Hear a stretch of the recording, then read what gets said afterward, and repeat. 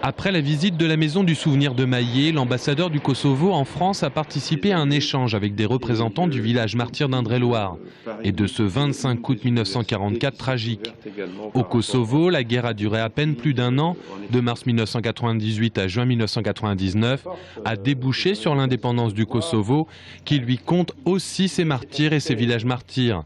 C'est le cas de Précase où 53 personnes, des indépendantistes mais aussi des femmes et des enfants, ont été tuées.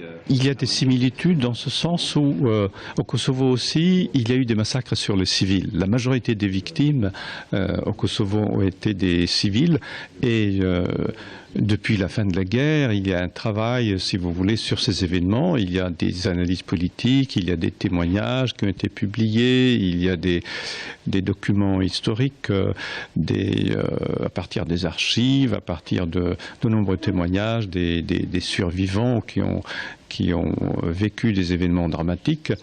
La mémoire est encore vive au Kosovo et le combat quotidien pour la paix entre Serbes et Kosovars passe par une réconciliation, même relative, et une mémoire apaisée.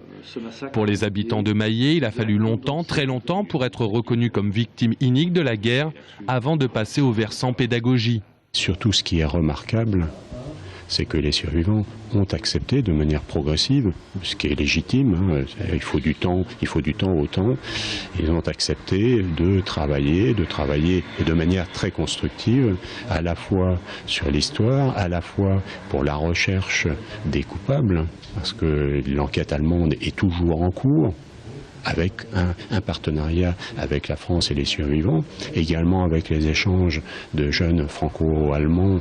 Là, c'est la même chose, les survivants ont le courage d'accepter, de témoigner. Des jeunes Allemands viennent régulièrement à Maillé dans le cadre d'échanges franco-allemands. Tout l'espoir de l'ambassadeur du Kosovo, c'est que ce type de rencontre soit possible en ex-Yougoslavie et au plus vite.